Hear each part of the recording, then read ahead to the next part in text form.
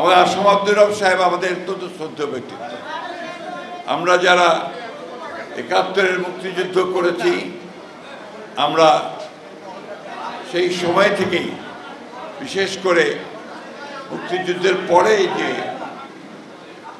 ভাই আপনাদের কথায় আমরা কোনো কথা বলতে পারি না, মুক্তিযুদ্ধের পরে আমরা যখন ওই প্রায় একদলীয় শাসন ব্যবস্থার যাতা করে আওয়ামী লীগের দুঃশাসনে, তখন কিন্তু এই আসম আব্দুর রব এবং জাসদ তারা রুখে দাঁড়িয়েছিলেন।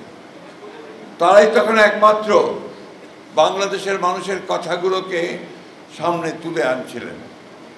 তো সেই জন্যে আমরা তাকে আজকেও সেই সালাম জানাই এবং তাকে শ্রদ্ধা বলে তাকে আমরা ঈশ্বর স্মরণ করি।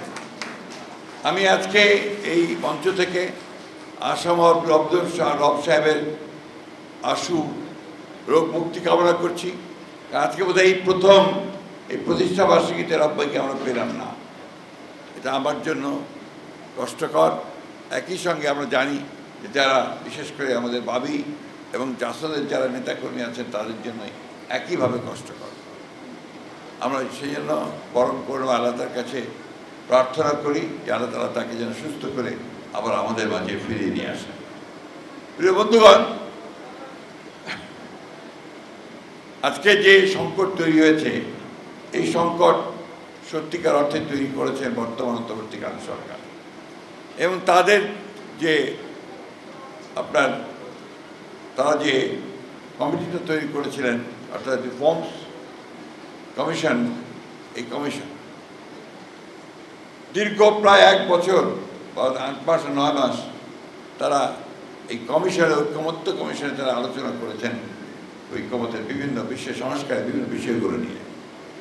প্রায় অনেকগুলো বিষয়ে একমত হয়েছেন, কয়েকটা বিষয়ে আমরা একমত হতে পারিনি, সে বিষয়গুলো আমরা নোট অফ ডিসেন্ট দিয়েছিলাম। অর্থাৎ আমাদের এখানে মতভেদ থাকলেও আমরা মূল যে সনদ, সেই সনদে আমরা স্বাক্ষর করেছি। কালার এক্সপার্ট, জর্জ স্যাপ এবং মাইল্ড অন হ্যান্ডস টেকনোলজি সমৃদ্ধ অরিক্স ক্রিস্টাল ওয়াশ আপনার লন্ড্রি এক্সপার্ট। এটাই নিয়ম এবং এটাই আপনার নিয়ম যে আমরা যখন ইলেকশনে যাব, ম্যানিফেস্টোতে এই বিষয়গুলো থাকবে। জনগণ যদি আমাদের ভোট দেয় তাহলে আমরা সেই বিষয়গুলো আবার সামনে নিয়ে আসবো, সেগুলো আমরা পার্লামেন্টে পাস করে আমরা সেটাকে দেশের যে পরিবর্তন, সেই পরিবর্তনটা নিয়ে আসবো।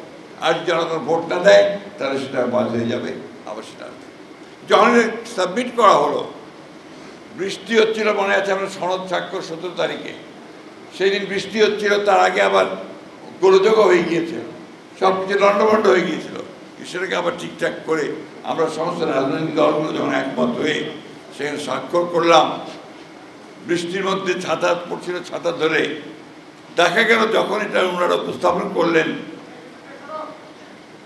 অন্তর্বর্তীকালীন সরকারের প্রধান উপদেষ্টার কাছে, সেটা অনেক পার্থক্য।